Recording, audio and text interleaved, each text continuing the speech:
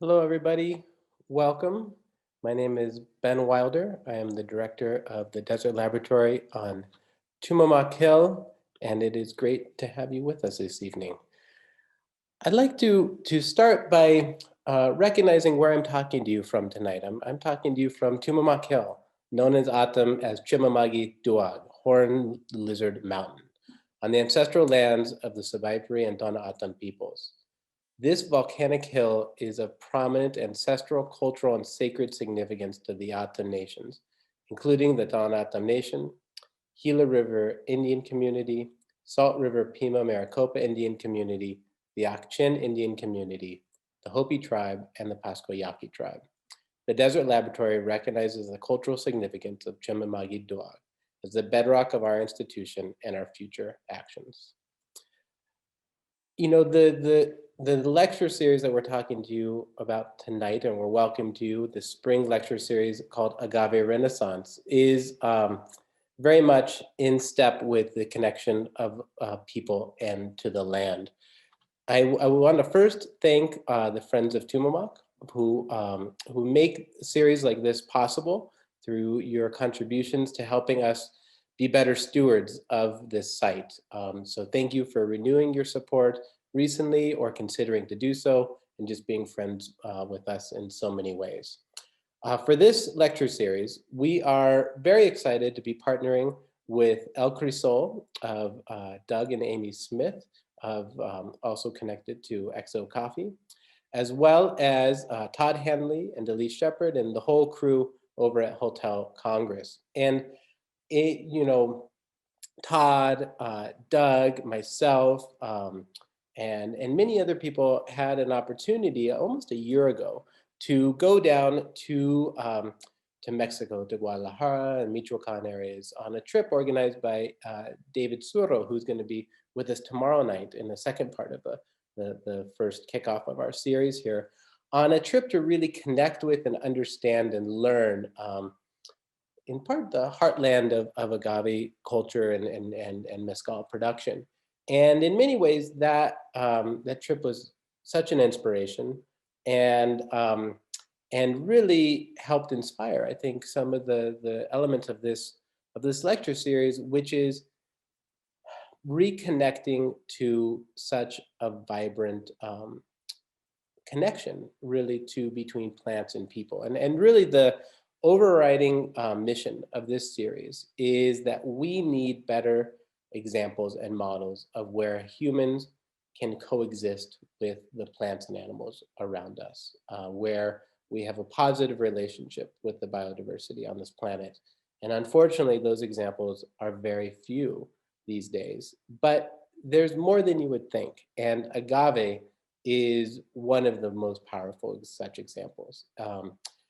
So we are going to be digging in deep to that very topic through this series. So deep, in fact, that we needed to have a whole other night and double the amount of content we can cover. And so each of these lectures is going to be a presentation on a Wednesday night, just like this, and then followed by the subsequent evening on Thursday evening, which is going to be more of a tasting. And so that will include the tasting of distilled agave spirits, mezcal, bacanora, Tricia, La Chuguilla. Will be introducing to all sorts of things. But really the point of that is to continue to the discussion. One of the things that I've been learning so much as I've dug into this topic here on Tumamoc, and then also down in more further south in Mexico, is the infinite varieties and nuances of how people interact with this plant, with this, over 250 plus named species, but then also how this species, how agave interacts with people, and the varieties and the really gray zones in between, how this species has evolved and morphed into what we call,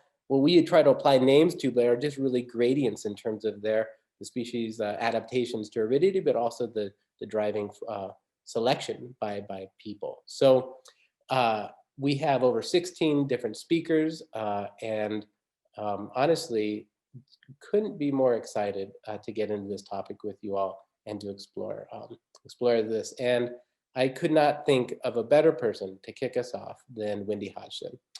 We are so fortunate and really just honored to have Wendy be able to present to us this evening. So let me just give you all just a bit of a snippet of how awesome Wendy is, and tell you about some of her work. So Wendy Hodgson has lived in and loved the Sonoran Desert for more than 50 years.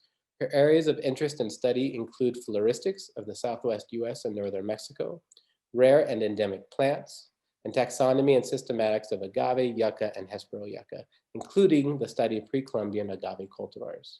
For 30 years, she has studied and documented the flora of the Grand Canyon region, including the evolution and distribution of certain plant groups as affected by the area's unique factors. She apparently gravitates towards spiny plants, as she also loves to study and make herbarium specimens of Southwest US cacti and more recently, thistles. A glutton for punishment, Wendy, that's not easy work. With the research staff of the Desert Botanical Garden, where she's Emerita curator of the herbarium there, working with many associates, including Donald Pinkava, she coordinated completion of the cactus family treatment for the Intermountain flora. She's also an ethnobotanist, particularly interested in the relationship of pre and post-contact Native Americans with their desert food plants. For anybody that may not be familiar with Wendy's Sonoran Desert Food Plants book, Google it, buy it. It's a must-have, just an incredible contribution, and a wonderful go-to. So much knowledge in there. Wendy is an avid plant collector who strives towards making high-quality herbarium specimens in difficult-to-collect groups like Agaveaceae and Cactaceae. Just before I hand it over to Wendy, just one minor rules of the road here. If you all have questions during the presentation, please enter them into the question and answer, the Q&A little box in your Zoom window. You'll see it there. Type it in. You can do it at any point. We're going to be collecting those as we go, and then I'll be moderating your questions to Wendy towards the end of the evening. We do not have a strict 7 p.m. deadline here. We're going to let it go as the conversation takes us, but we'll definitely be respectful of your time and probably be ending between 7:15, 7:30. We'll see in there. So settle in, get comfortable. It's a new day here for all of us. Rain is on the way. We are honored to have you join us for this series. And Wendy, thank you so much. And I'll let you take it from there.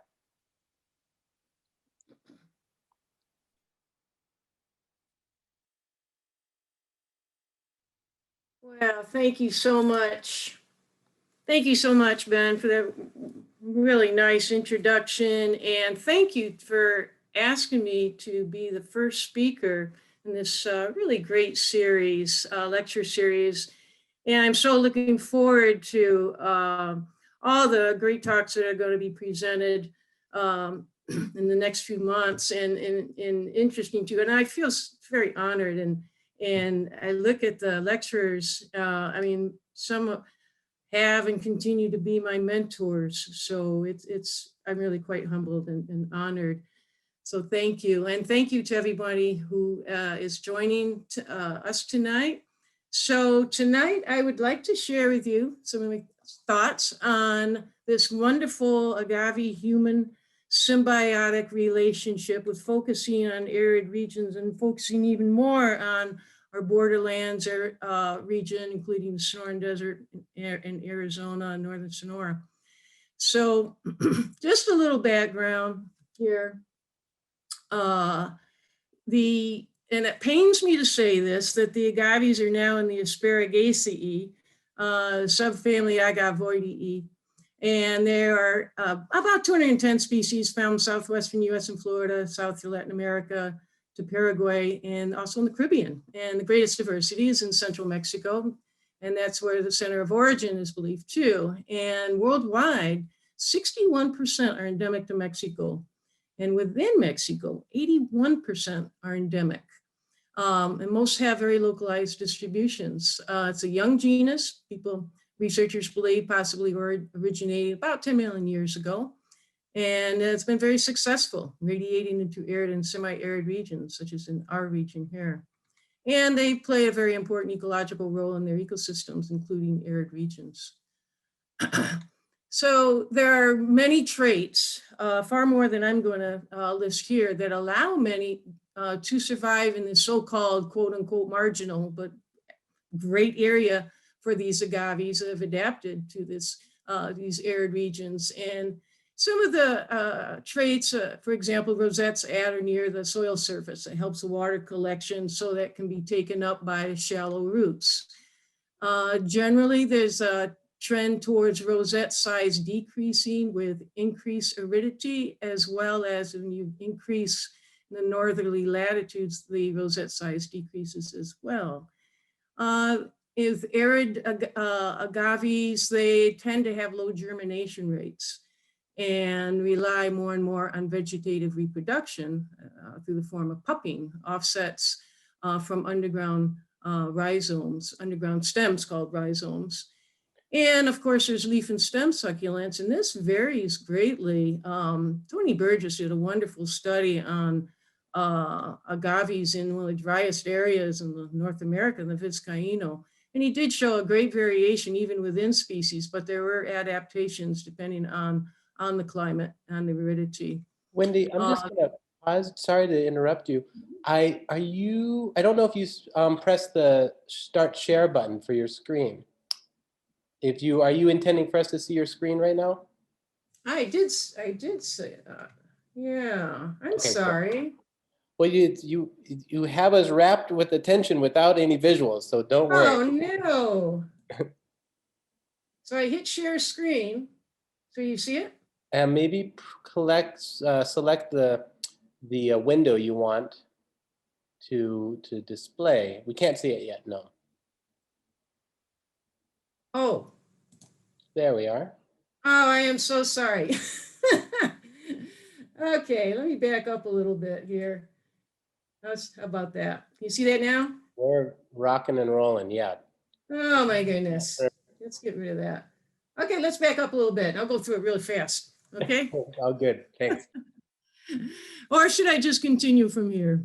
I would just take it from there. Yeah. All right. Thank you for letting me know, Ben. This would have been not very good to get to the end of the program. So, okay. And now it's not advancing. Uh-oh. Let's try this way. Gosh, it worked when we practiced it. Now it's just advanced. I saw it advanced. Oh, I just did it now. Okay. All right, gang. Let's try this again. So we have, so let's go down a little bit here. So you have a lower surface to volume ratio, and that often results in long, narrow leaves. Again, there's a lot of exceptions to this, even within species. And there's low stomatal densities, tend to have low number of stomates, and that's where you can lose water through transpiration, but it's also too, they're important for gas exchange. So it's a cost benefit ratio that's important to these plants. Thickness of cuticles.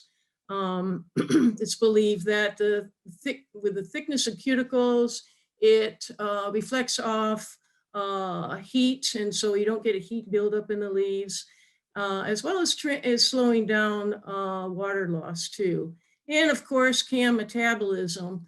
All agaves have that, where they open their stomates at night and gas exchange at nighttime. However, when with little small agaves, when they're just trying to establish themselves, young ones, they can revert back to C3 metabolism for growing quickly. Also in areas where, in populations that received a lot of moisture, the plants can revert back to C3. But CAM metabolism is the general rule.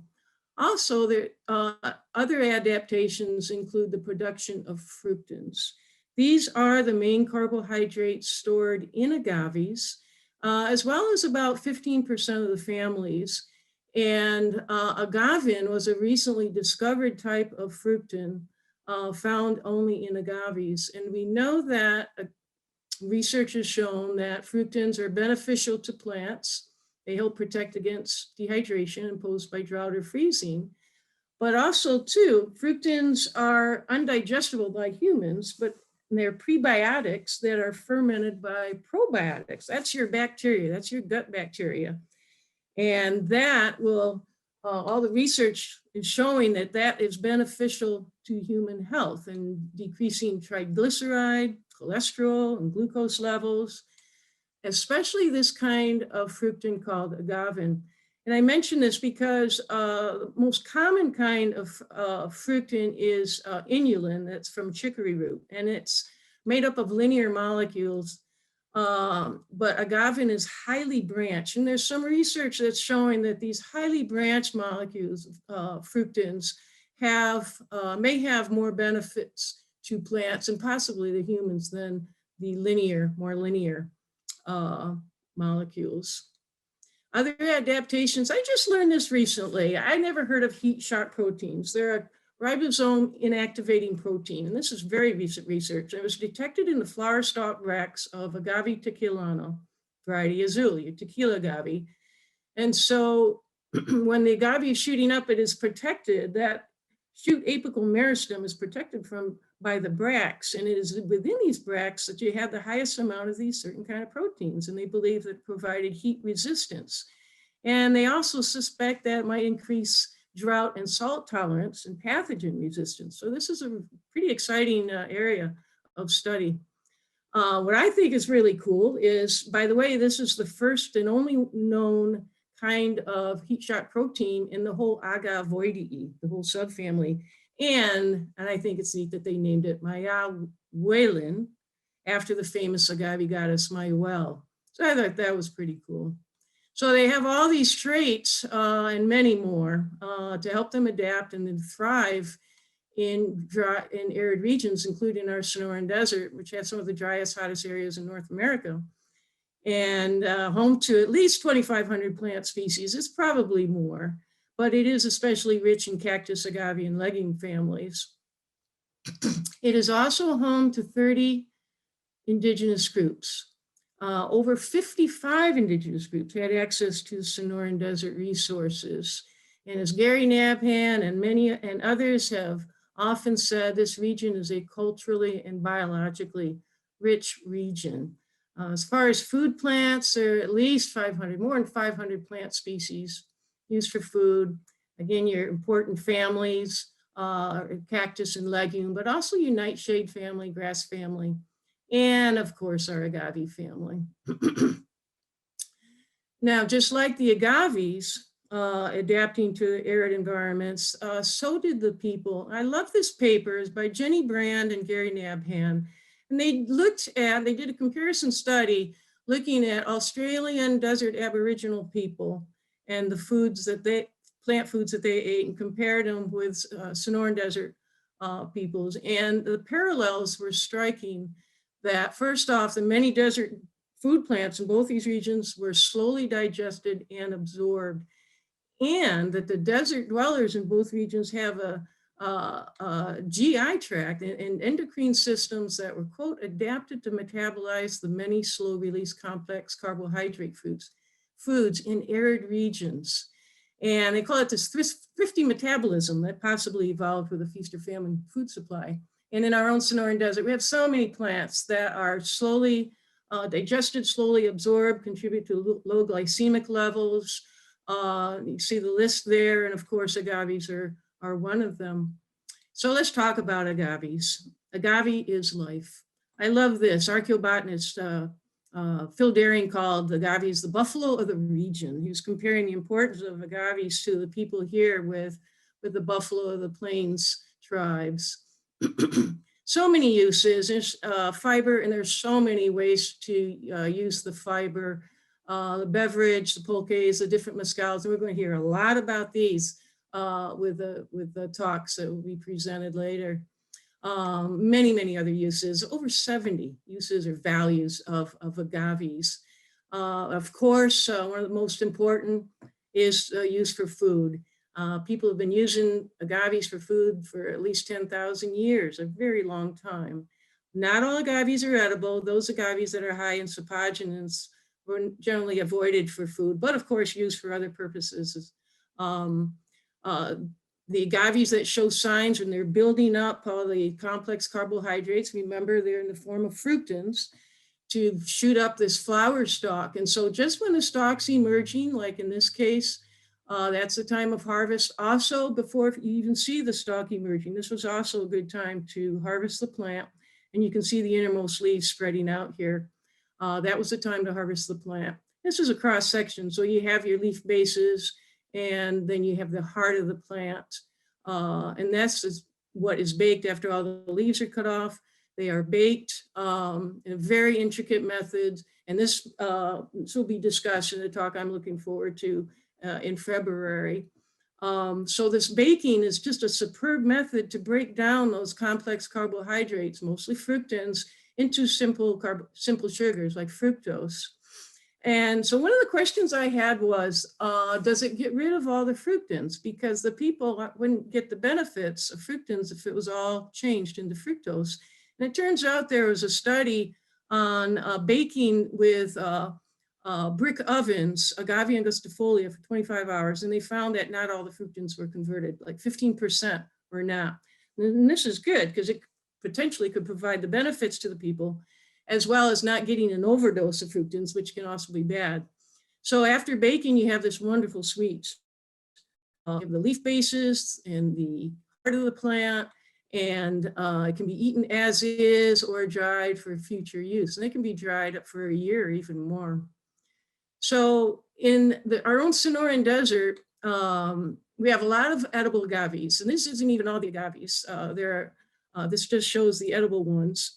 And they were accessed through harvesting, direct harvesting, and through trade as well. One thing to note here is it sort of dwindles as you get into Arizona, the number of species. But these were really dependable food sources and nutritious, excellent source of calcium, and of course, because of the fructans, dietary fiber, good source of iron, potassium, and calories as well. So when I was doing my researching for my food plants book, I became really interested in Baja California tribes. I had no idea that there were 21 named tribes in Baja California. Don't seem to know, a lot of information on them, and there's a reason for that. All but the 5 most northern Baja groups became extinct by the late 1980s. But there is still information that could be had. This was an area that pearl fishermen visited, explorers, but when the Jesuit missionaries made it the goal to missionize the inhabitants of Baja California, starting in the 1690s with Salvatierra, that's when we were able to learn a lot more about these different groups. One of the groups I became interested in particularly was the Cochimí. And these people inhabited some of the driest places in North America, including like the Vizcaíno Desert. They're described as hunter-gatherers and quote unquote primitive because they didn't have pottery vessels, but they lived a more simple life, and I imagine they did just fine with what they with what they had, and we're not primitive by any stretch of the imagination. They believe they're a sister to human-speaking groups. We know a lot more about this group thanks in large part to a missionary, the Jesuit Miguel del Barco, who spent 30 years with the people. And he was unusual in that he really paid attention to the people. First he learned a language, and he wanted to learn the customs. And he was very good at documenting what he saw, which is very unusual for the rest of the missionaries. But he was very good. By the way, these great drawings are by another Jesuit missionary, Ignacio Terch, and he did several drawings of the people and the animals and plants. So he provided a lot of information, Del Barco, and it was published and in this publication here. But fortunately, you can get this publication. I got it from Dawson Bookshop, and it's translated into English, and it's a good translation. But what I really like about it too is that ethnologists as well as botanists, Annetta Carter there, made several notes in this publication, and which really adds to the value of this. So the Cochimi and the agaves had a very tight relationship. They had access to at least 8 edible agave species. They preferred the smaller mescal ones to the larger introduced magueys. And surprising to me that the larger magueys, they were brought over from the mainland as early as the late 1600s. But the people preferred the little ones. These were not primitive people. They engaged in a very elaborate pit baking that was described in great detail by Del Barco. And as a matter of fact, Dr. Gentry included this description in his agave monograph book. And I'd like to add too here that women did all the work, apparently. So I was curious too, the missionaries and the colonists, of course, want to stamp out all their cultural practices. They want to missionize these people, but they didn't stamp out all their practices. In this picture, this drawing shows these women, these Cochimi women, and they're wearing not their traditional dress, they're wearing European garb, but they're still going after the pitaya, the Oregon pipe cactus. And it was really good for the colonists and the missionaries that they let them go out and gather certain fruits, including agave as well, because often the ship didn't come in with supplies or their crops failed. And allowing them to collect the plants and harvest the plants actually saved their lives, the colonists' lives, on numerous occasions. Homer Ashman looked at this, and they were allowed to harvest them, but unfortunately, all the agaves around the missions became depleted, and so there's records of them having to go out so much farther away from the missions. And even in the 1960s, Ashman has said that ironically, the loss of Cochimi populations by the late 1800s into the early 1900s increased the agave densities. And I want to say too, this whole idea of them becoming extinct so late that it was only put in perspective for me, like 50, 60 years before I was born. So that puts it in perspective. So this wonderful agave-human relationship was championed, of course, by Howard Scott Gentry. And he gave a talk in 1975 where he wanted to stress the theme of mutualism by 2 disparate organisms. And he borrowed from David Prescott when David said, "Surely never did nature enclose in so compact a form so many elements of human comfort and civilization." And Dr. Gentry continued, "Man nurtured agave and agave nurtured man. Ancient Mexicans cultivated and coddled magueys incessantly, selecting all these genetic deviates and planting in them and with vegetative offsets so that you get so many kinds that man has been able to characterize and count. There's so many of them. And this led some people to think recently, maybe agaves were one of the earliest, if not the very first domesticate from Mesoamerica. So in Mexico, we have 18 agave taxa cultivated in Mexico, but that doesn't even count all the myriads of races and forms, so many of them. And their cultivation persisted relatively uninterrupted for centuries, but that wasn't the case for the Southwest and Northern Mexico, where even though there's numerous references on how people used agaves in this region, their importance was still questioned. And of course, there's very little data on possible pre-contact cultivation, despite the agaves are excellent candidates in these mineral deficient soils that are so characteristic of arid regions. And they are a reliable and stable resource against climate, drought, et cetera. And as we saw in Baja California, annual crop failures.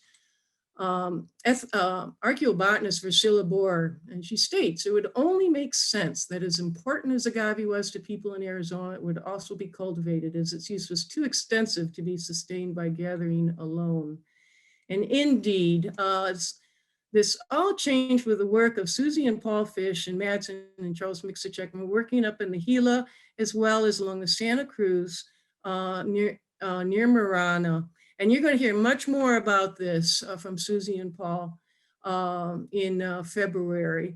But they provided the evidence for large-scale agave cultivation with finding all these rock mulch features, for example, rock piles, agave processing tools, macro botanical remains. And this was occurring over thousands of hectares. But they didn't find any agaves growing in there. As a matter of fact, the closest one occurs about 16 kilometers from the fields. So there's question as to what agaves were being grown there. And they thought, well, people thought maybe wild agaves, native to Arizona, Agave murphyii, or possibly plants that were obtained by trade from Mexico. So what agaves could have been cultivated by the Hugam and other cultures, and do they still exist? And these are two important questions. We know agaves were cultivated in this region, wild ones. This is Agave perii. Paul Minnis and Stephen Plogg first in the 70s suggested that something was going on with these very disjunct populations well away from normal distribution on the Mogollon Rim. And then Kathleen Parker et al. Showed it indeed, these plants were brought in from an area very far away from where they grow and cultivated. And another kind of Agave perii, the Huachuca agave, you have the mountain wild form and the lowland populations that we call the anthropogenic forms. And Kathy Parker and Gary Nabhan et al. Published on that. We're still, figuring out who actually cultivated them. But it's great examples, though, of wild agaves being cultivated. And in the case of Agave huachucensis, relying very much on people. And then Frank Crosswhite and Dr. Gentry and Susie and Paul Fish, Priscilla Bohr also suggested Agave murphyii, the Hugam agave, may have been cultivated. It was found near archaeological sites. And indeed, this we know is not only a cultivar, but a domesticated species. This is a distribution of it in sort of in around Phoenix, but you also find these sites in Anatoanatum and Mexico where those occur in dooryard gardens. But those around Phoenix, they are out in what we call wild situation, but they are found around near archaeological sites. They're unique in that they produce bulbils in the flower stalk, and they initiate flowering during the winter, which was a time of fresh food scarcity for people. And this is a site along Queen Creek. You can see the rock piles here, not too far away is Agave murphyii. As a matter of fact, near this site as well is a bulk court. And you can find agave processing tools as well. Those are very rare, but you can find them. So in traveling down south along the San Pedro River, it's characterized with these beautiful floodplains and Pleistocene terraces. And there's a publication called Migrants and Mounds by Archaeology Southwest. And they did surveys along 60 miles of the San Pedro River. And they documented all the agricultural sites. And they're extensive. You have these beautiful man-made terraces. These again are rock mulch features and rock piles that vary greatly in size. Now, an archaeology steward, Doug Newton, a friend of ours, told us of a picture in this publication of an agave. So Andrew and I went down there, and sure enough, we found the agave. It was a different population, but growing still right in the middle of these terraces near rock piles. And with Bill Doley, we described it as and published it as a new species, Agave sanpedroensis. And remember that plant that was found near, not too far from Marana? Archaeological stewards showed us these plants, and they are Agave sanpedroensis. So no doubt that these agaves, this particular species, as well as probably murphyii and probably other ones that we'll never know, were being grown in the fields that Susie and Paul Fish had uncovered. Growing with sanpedroensis was another one. We're calling it CF phillipsiana. More about that particular species later. It looks a lot like phillipsiana. It grows with San Pedro agave. It's very rare. We haven't described it yet, but we do think it is another pre-contact domesticated species. So other Hohokam agaves that were cultivated and domesticated is the Tonto Basin agave. This was first found in Tonto Basin. It's on the periphery of Hohokam territory. And we named it Agave de la Maderi in honor and memory of Rick Delamater, who first told me about these plants. And since then, we've also found it in Verde Valley, this particular shot overlooking the Verde River, amongst numerous archaeological features. And no doubt the plants were traded between each other. And actually, Kathy Parker had done a study and definitely shows that there was trading of these plants between these two areas. Another one in Tonto Basin on the periphery of Hohokam territory is the Agave phillipsiana, Phillips agave, named after my good friend Art Phillips, who first told me about this plant. It's actually first rediscovered, we found in Grand Canyon, and then since was found in Sedona area, south of Prescott, and then also in Tonto Basin. And so you can see there's a lot of trading that was going on with this. This is a plant that grew in different climate regions, different ecotones, different geology, and grown by different people, the Hohokam, the Patayan, the Sinawa, and Sesro Puebloan groups. So it'd be a wonderful plant to study, further study. Outside Hohokam territory, we have two more what we think are pre-contact agave domesticates. And the first one here is Agave verdensis. We call it the Sacred Mountain agave. It's only found in the Verde Valley area near its namesake. And another one, the Agave yavapayensis, the Yavapai agave, also found with archaeological features, but restricted to Verde Valley area. And in the Verde Valley area, there are some very unusual agaves. This isn't unusual. This is Agave perii, but what makes it sort of cool is it grows about 20 meters from a major habitation site. What makes it even more cool is that Sacred Mountain and Agave phillipsiana, Phillips agave, also grows on this red rock knob. And to make it even more cooler are agaves that we don't even know what to call them. I thought it was might be a hybrid between Sacred Mountain and Agave perii, but the more molecular data does not support that. Is it something that just came up recently spontaneously, or does it have deeper roots with people? People were experimenting, people were trying different agaves. And these again are just the remnants of what we're finding here. We just don't know. So there's a lot of evidence supporting their cultivation and or domestication. And of course, that close association with archaeological features that include rock piles and man-made terraces, agave processing tools like knives and scrapers, and then being found near field houses or multi-room dwellings, roasting pits, macroplant material, quids, pollen, etc. And so when you have this long interaction between human and agaves, you're going to have morphological, physiological, and genetic changes. For example, I mean, they're relying on humans and they produce very little. These domesticates produce very little or no fertile seeds or fruits. They rely on asexual reproduction, again, through underground stems or rhizomes and pupping. In the case of Agave murphyi, the production of these bulbils that are very well adapted to dry conditions. But they don't do well, they don't disperse as well as those light seeds that the wind carries. And so they rely on humans to disperse them. They do establish very well in disturbed soil, especially in rock pile features. So this is, one stalk can produce 200 to 300 of these bulbils. And you've cut off, significant time in their maturation process as well. So they could be easily traded and moved. So vegetative reproduction will result in relatively uniform morphology and low genetic variability. Also ploidy level. With domesticates, we often find with any plants, domesticated plants, there's often a correlation with increase in ploidy level. Instead of being diploid, you may be triploid, tetraploid, et cetera, hexaploid, whatever.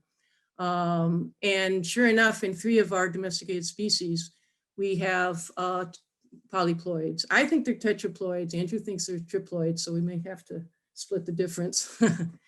But research has shown that ploidy level can have effects on traits selected. For example, increase in size and other other possible traits. And so this is a great area of research as well. So what are possible traits that were selected? So I have to preface this with a statement first. I'm looking at this through the lens of a non-Indigenous person. So it is biased. And so again, reminds me of the importance of bringing in Indigenous people, bringing in people, collaborating with people in Mexico, traditional farmers, to get a really good idea of what's going on.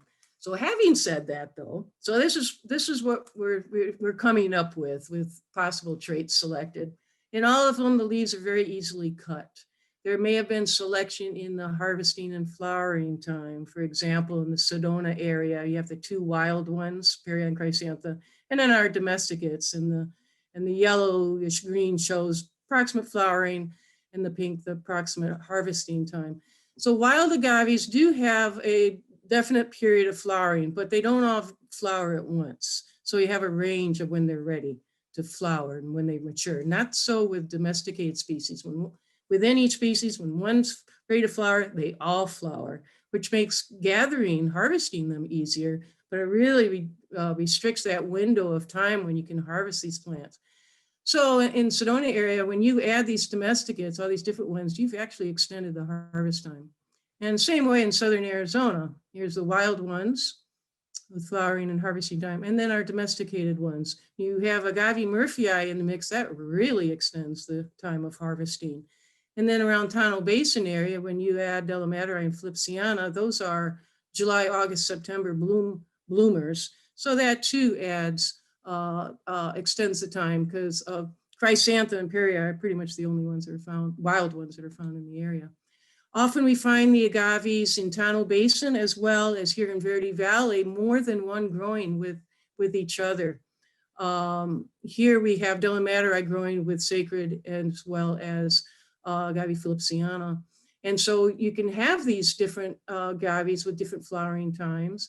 Also, they could have been selected for different purposes too, for fiber, for food, for beverage, for medicine, who knows? But that's this distinctive possibility. You could be selecting for taste too, with 3 taste tests. All the domesticates were deemed sweeter and less fibrous than the wild ones. Perhaps we were selecting for large heads. Of interest, Verdensis and Yavapiensis are small agaves, moderately small, and yet they are extremely dense. They weigh almost twice as much as Delamateri and those of Philipsiana. There may have been selection for that. We don't know.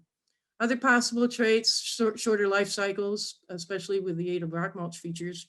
Agave Sanpedroensis at the garden, we think that can mature in 7 years. And of course, there's been a lot of work done on Agave murphyi, showing between 6 and 9 years with supplemental watering. And also too, we think they may have been selected for what we call delaying mortality. We know certain groups will cut off the stalk when it emerges, and that helps build up carbohydrates, and it also encourages pupping. And I've seen Agave murphyi, those leaves remain green for up to 3 years. And it does encourage pupping. I don't know how it affects the carbohydrate after that length of time. That's something else that we can look into. And of course, they could be selecting for longer, stronger fibers. You look at the fructans and those proteins. Remember our agavins and marijuana. These help the plants survive drought and pathogen resistance. And so how is that manifested with people? Especially with fructans, they fill you up. They give that feeling of satiation. And also with that gut, those gut bacteria working well, it's gonna result in a general healthy well-being. And we don't know the effects of polyploidy too on the morphology and physiology, and what effects does that have on the people. Again, good areas of research. So how do you fix these traits? How do you keep them within these populations? Vegetative reproduction will do that, producing the neophytes or pups. But also too, Seth Pilsk did a really nice presentation on agaves and on Apache culture. And he reminded me of how and other indigenous groups too, and they look at plants, they look at the animals, very differently from us. They're all on the same level. They're all, there's no hierarchy. And so they don't want to overexploit these plants. And so they will encourage pupping and what they call protecting the family. And I think that is pretty neat. So how easy is it to fix the traits? Dr. Gentry commented on it. It's quite easy. The ease in which we can cultivate and transport them with these offsets can enable the farmers to quickly select and perpetuate a lot of different varieties. And so we think over centuries, the Hugam and other Arizona pre-contact traditions had that sufficient time to domesticate agave from wild native ancestors and fix those traits. So because of vegetative reproduction, we're actually looking at plants that are basically the same, growing in the same cultural context as they were hundreds of years ago, which is a really unique opportunity. And that can help us trace their genetic lineage to pre-contact cultivated ancestors and help us also to understand how they manage these crops. So Kathy Parker looked at Agave murphyi and Agave delamateri and looking at genetic diversity.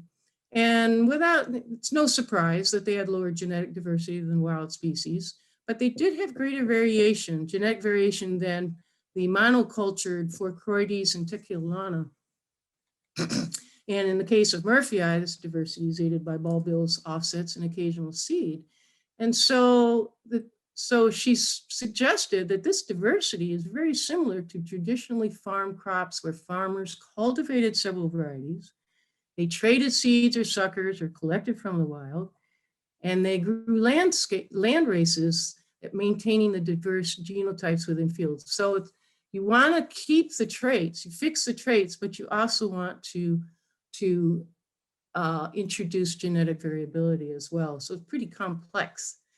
But with the decreased Hugam population and reorganization of populations, post-1450, what resulted was absence of care and trade, which resulted in loss of populations, further eroding the genetic variation, which led to decrease and near extinction of all the agaves once cultivated in their fields.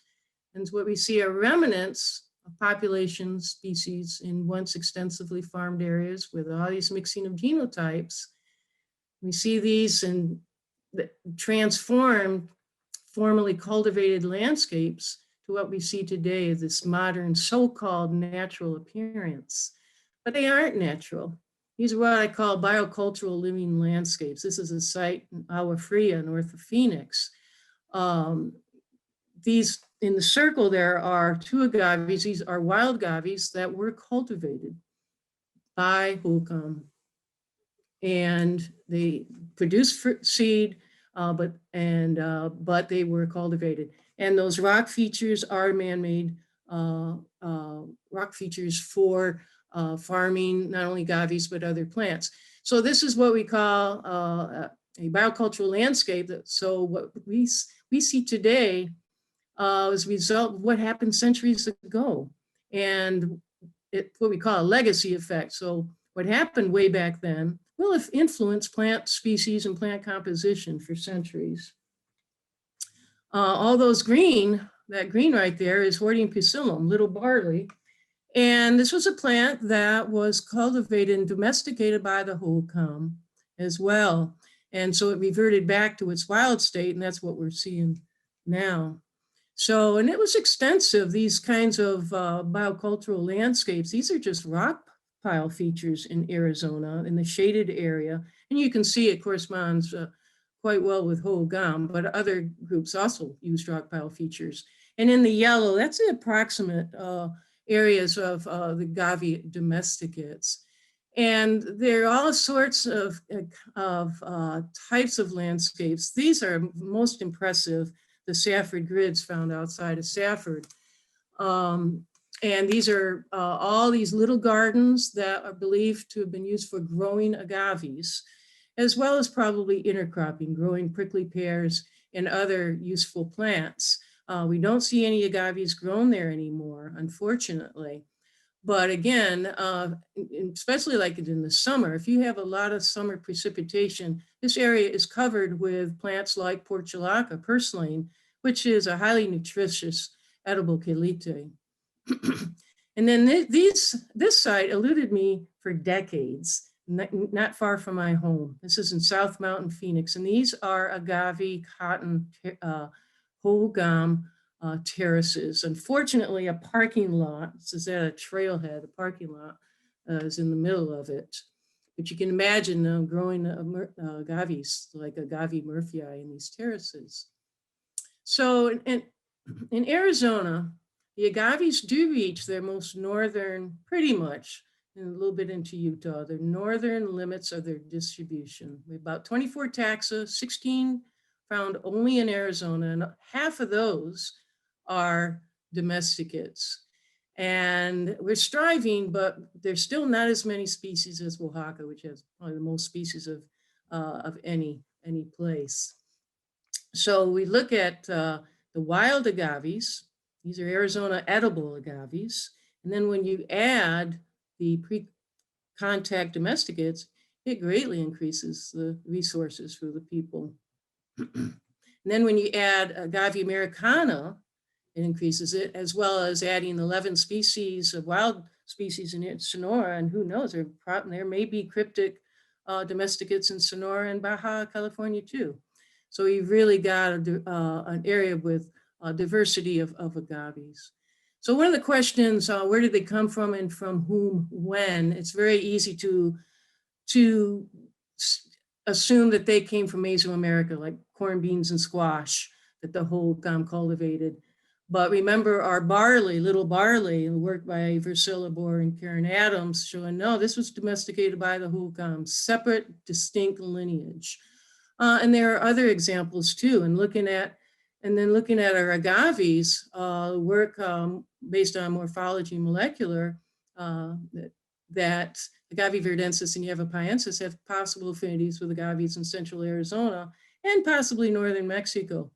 And these are interesting species to me too, because these, they have normal meiosis, they're diploids, they do produce a little bit of seed in their inflorescence, and they have a compact, small form, which would make sense in where they are growing in north central Arizona. And so, and they weren't traded very much. And I wonder if we're catching this in the early parts of domestication, if they're what we call incipient domesticates, and if they were very, very special to the people, they didn't want to trade them very much. They kept them more close at home. So these are thoughts that we're looking at. Look at San Pedroensis, it's in a relationship to Agave palmeri and Agave phillipsiana. And this makes sense too. These are all long-leaved agaves too. They're occurring, except for phillipsiana, occurring in southern Arizona. And this suggests, of course, that the borderlands region's a really important overlooked area of domestication. So how are they doing? What are their population trends? What are their threats? Despite what some people might say, they are all rare. They're remnants of once numerous types. And the loss due is ironically to lack of care, lack of human involvement and care of the plants. Also development, housing, mining, agriculture, reservoir expansion, and a big one here that we're seeing, especially this past year, climate change. Just to give the example, so all those pictures on the left for each species, they're healthy and happy. Delamateri got hit hard with bush and salt fires this last year, and the drought and the high temperatures, daytime and nighttime temperatures, it really impacted them hard. Whoops. And in phillipsiana, the drought and high temperatures really hit them hard too, as well as, so there's a mining operation south of Prescott that's going in, and it will impact the area where the Agave phillipsiana grows. However, we are working closely, we being tribal people, archaeologists, and myself, in Forest Service people working with the mining consultants to help mitigate as much as possible impacts on the area that the plants occur. And San Pedroensis, it was impacted quite severely with the drought. Interestingly, Murphyii, which I think is a more drought tolerant species anyways, is faring a little bit better, as does Verdensis and Yavapaensis. They're still not doing great, but they do seem to be faring better, which also adds a little bit more evidence, I think, that possibly Verdensis and Yavapaensis, oh, did they originate in that area or not? We don't know, but we're going to try to find out. So how do we mitigate the threats and save the populations? They can't be protected under the Endangered Species Act because they're human influenced, or under the Archaeological Resources Protection Act. They cannot be assessed for redless assessment by the IUCN. And I love this quote by Martha Burgess. And should not these and other rare cultural species be protected? You know, where do we draw the line at the edge of natural history, quote unquote, where native indigenous people have been in contact with the plants surrounding them for hundreds of thousands of years? And it is not more natural to include people and plants important to their cultures as part of the so-called natural ecosystem.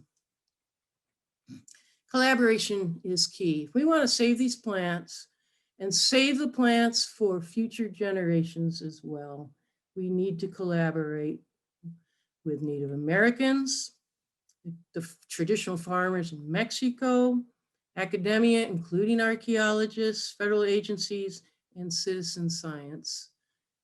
We need to make sure we back up these populations, taking excellent records, working with permits, working with agencies and all those they listed in collaboration, in getting them ex situ so that these don't disappear. And that involves live collections as well as herbarium specimens. And one note too, that on that herbarium label, this is a rare plant, and the locality is actually not correct, because there are people that would take the locality and unfortunately, try to collect them. We do have evidence of illegal seed collecting with the Yavapaensis and Verdensis. Collecting all of the these don't produce much seed, so collecting all the seed from all the plants from many populations every single year is not a good way to protect, conserve the species or the biocultural context. And then, of course, selling the seed to seed companies. Now, this isn't doing the plant or anyone any good, any benefit. So when we're not against allowing seed collection or having seed collection for the public to grow, as a matter of fact, for a lot of rare species, that is happening, but it has to be monitored, monitoring the effects of such collecting. It has to be in collaboration with the agencies and others, and with the correct permits. And it can't be illegally collected like that. So we do a lot of surveying and monitoring of these plants. We want to know where they are and how they're doing. We have monitoring programs with Coconino and Tano National Forest and Cascabel Conservation Association. They're doing wonderful work with helping us. Also too, I love these programs, and many several tribes do this with these linguistics and ethnobotany programs. And these are pictures of the programs that have been going on for a long time up in Peach Springs with the Wallapai, and teaching kids, as well as older people too, but teaching the kids of that connection, what plants were important to them and that relationship. And I love these programs. I think they're so important. And continuing a tradition, the agave roasts. More and more groups are doing these agave roasts and keeping the tradition alive. And I always remind myself, these agaves didn't just provide the food and all the other uses. With these agave roasts, yes, you're getting an edible food, but it was so much more than that. It reinforces cultural ties and identities. It allows people for many days getting together, sharing stories, and just being amongst each other. And so when you lose a food, when you lose a plant that's used for food, you're losing far more than the food. And what we'd really like to do, and this is a path that we're going down, is involving in situ indigenous people for in situ care of these agaves in the biocultural context. That's our what we would love to see happen. So there's a lot of questions. How many populations? How are they doing? The trends. When and where were they cultivated and by whom? How, where, and when did they originate? Who are the closest relatives? And how can this help us understand in the context too of crop wild relatives? You know, these are challenging times when we know in many areas increasing drought, higher temperatures, and our food sources will be impacted. So looking at these arid adapted plants will help us navigate through this, what we're going through. Are there additional cryptic agaves or forms we have overlooked? I would say definitely yes. And what additional traits were selected? This one I think is pretty interesting. There's more and more research on this, the effects of microbial life on the agaves. There is research going on with cultivated and wild species, and it's pretty cool. They do have an effect on plants. How can we mitigate threats and increase numbers in their cultural context? That's the big one. So in summary, agaves are very important to borderlands people in our region, both uniquely adapted to this marginal, quote unquote, and of course we know it's not, region of high biodiversity, and to each other.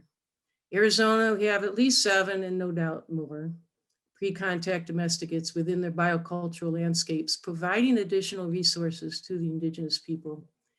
And the borderlands region is, we think, an overlooked important area of domestication and cultivation of agaves, and that there was considerable sophisticated cultivation of agaves in Arizona. We're employing a diversity of species, races, and types of farming methods to, again, not only fixing certain traits, but also incorporating new traits and allowing for genetic diversity. And this is really important, requires collaboration for understanding and protecting these unique treasures. So I want to end up I've been asked often of my personal favorite books, and I never mention this. So this is an opportunity for me to mention my personal favorites. Everybody has their own, but these are mine. And I have to say, Agaves of Continental North America by Dr. Gentry. Yes, some of the taxonomy is outdated, and yes, we've added so many species, thanks in large part too to our colleagues in Mexico who are finding new species and the great work that they're doing there. But there's so much great information in there, these Dr. Gentry gems that I like to call it, where I reread and still come away with new information that it's like the light bulb goes off. Another publication was, of course, the Desert Plants Journal issue. This was back in 1985. It was published in symposium that we held at the Garden.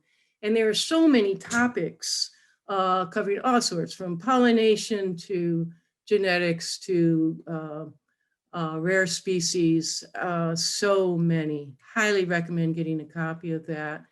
And another desert plants issue. This was by archaeologist Alan Ferd. It's a beautiful photographic essay of Apache relations with agaves. And this reminded me too of the desert plants issue of Frank Crosswhite's with Saguaro. And in this book I love, and it doesn't get a lot of attention, and I'm not sure why. So that's why I'm putting it out there. By John Hawker. We have actually used this book a lot in our IUCN assessment of the agaves and yuccas. It's called Agaves, Yuccas, and Their Kin. He's a retired academician, so he has a broad and deep knowledge and sense for like systematics and all, but he is just writes in often in a humorous way, but in a way that's accessible to the general public. Wonderful photographs, highly recommend. And because I have a captive audience, I cannot refrain from selfishly promoting my own book, Food Plants of the Sonoran Desert. But I do talk a lot about agaves. And if you're interested in the Baja groups as well, I do talk quite a bit about those groups as well. So this is, in the words of Howard Scott Gentry, this is the last slide, and it is time for the last truth. You see me held in the arms of this giant maguey. Actually, I am a son, or in my case, daughter, of Mayuel, the goddess of maguey. What I have told you today is what she told me to tell you. And if you know me, I do talk to plants, and I truly believe that plants talk to you or to me if we only listen to them. So that is my talk. I thank you so much for coming. I'll be open for questions.